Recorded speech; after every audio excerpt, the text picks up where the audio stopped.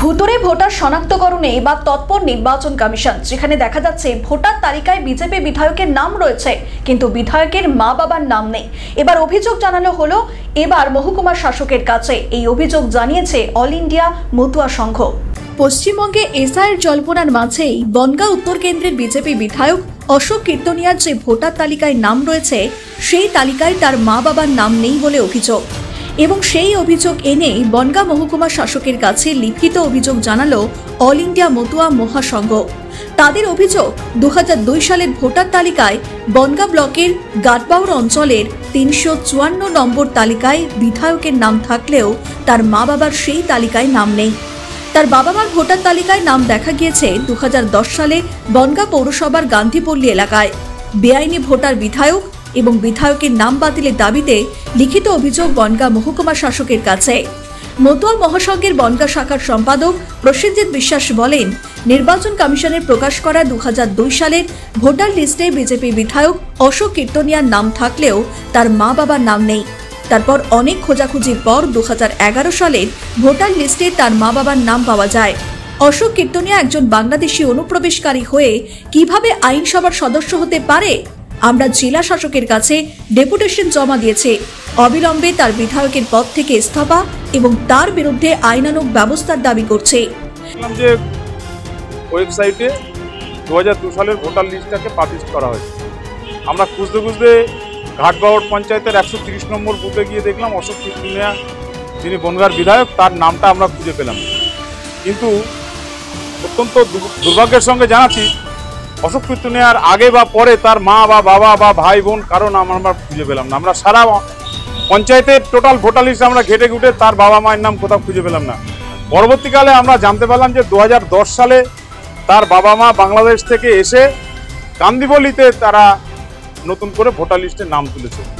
সেই জন্য আমরা আজকে এসডিও সাহেবের কাছে ডেপুটেশন দিতে এসেছি এবং আমরা মাননীয় স্পিকারের কাছে দেবো এবং অমিত শাহর কাছে আমরা ডেপুটেশনটা পাঠাবো যে কিভাবে একটা বাংলাদেশি একজন অনুপ্রবেশকারী তার নাম ভোটার লিস্টে আসে এবং সে আইনসভার সদস্য হয়। আমরা চাইছি অবিলম্বে অশোক কীর্তনিয়ার নামটা ভোটার লিস্ট থেকে ডিলিট হোক এবং তার বিরুদ্ধে আইনানুগ ব্যবস্থা নেওয়া হোক। সমস্ত অভিযোগ অস্বীকার করে বিধায়ক অশোক কীর্তনিয়া বলেন, তার বাবা 1950 সালে বাংলাদেশ থেকে এসেছে, তার সমস্ত কাগজপত্র আছে। 1993 সালে তার মা বাবার ভোটার লিস্টে নাম ওঠে। এবার কেন 2002 সালে ওঠেনি সেই সময়কার বাম নেতৃত্বরা জানেন। এই সবই তৃণমূলের আমাকে বিরক্ত করার পরিকল্পনা। তারা তাদের কাজ করবে, আমি আমার কাজ করব। 1950 সালে আমার বাবা এসেছে, পেপারটা এখানে আছে। 1950 সালে বাবা এসেছে, তার প্রমাণ আছে। পর্যন্তকে তারা ভেরিফিকেশন করে আমার পরিবার যে বাগানপথ দিয়ে আসে তার প্রমাণ আছে, সর্বোচ্চ বড় করে লেখা। দ্বিতীয় কথা, 2002 সালে ভোটার লিস্টের নাম নেই। 1993 সালে আমাদের পরিবারের ভোটার লিস্টের নাম এসেছে। এটা এখানে লেখা আছে, দেখে নিন, কত সব তুলে নিয়েছে, ভোটার লিস্টের নাম তোলা আছে। তৃণমূল কি বললো, তৃণমূল কি বললো না, এটা নিয়ে আমার চিন্তা ভাবনা করার কোনো কারণ নেই বা কারণ কোনো কারণ। তৃণমূল তো পদে পদে ডিস্টার্বেন্স করার চেষ্টা করছে, করুক, তাদের কাজ তারা করবে, আমাদের কাজ আমরা করবো। অল ইন্ডিয়া মতুয়া মহাসংঘ তৃণমূলের যে দল, যিনি আছেন কাউন্সিলর, তিনি আদৌ মতুয়া মহাসংঘের মতুয়াদের ভালো চাই কিনা সেটা ভাবনার বিষয় আছে। যদি ভাবনার বিষয় থাকতো, উদ্বাস্তু যারা পশ্চিমবঙ্গে বা ভারতবর্ষে যে সমস্ত উদ্বাস্তু আছে তাদের নাগরিকত্বের বিরোধিতা, সিএর বিরোধিতা এরা করতো না। আমাদের জানার মতে 1947 সালে যেমন যোগেন মন্ডল এই উদ্বাস্তু সমস্যা মতুয়া নিম্নবিত্ত মানুষদের বিপদে ফেলে পাকিস্তানের আইনমন্ত্রী হয়েছিলেন। আমরা যত বইতে পড়েছি, পরবর্তীতে তিনি পূর্ব পাকিস্তানে পালিয়ে এসেছেন।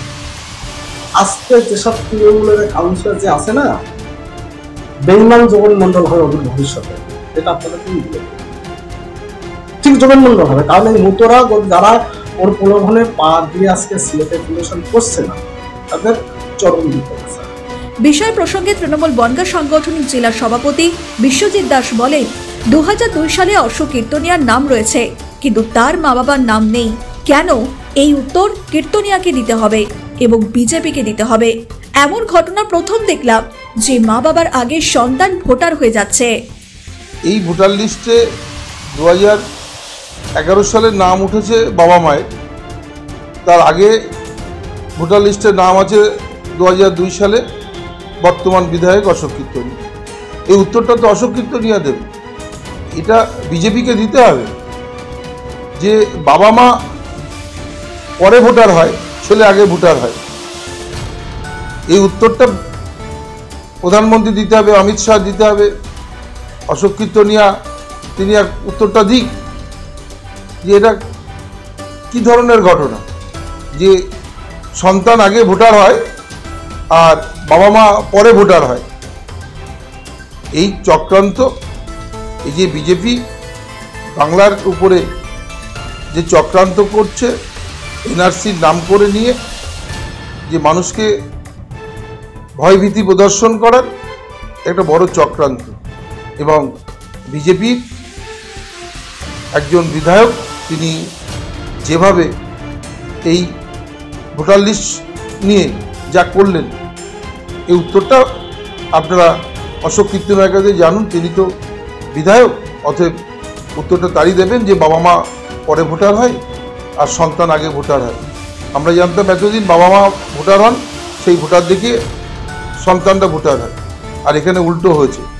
বিজেপি বনগাঁ সাংগঠনিক জেলার সভাপতি বিকাশ ঘোষ বলেন, আমরা যতদূর জানি অশোক কীর্তনিয়ার বাবা 1960 থেকে 65 সালের মধ্যে এদেশে এসেছেন এবং 1993 সালে ভোটার কার্ডে তাদের নাম ওঠে।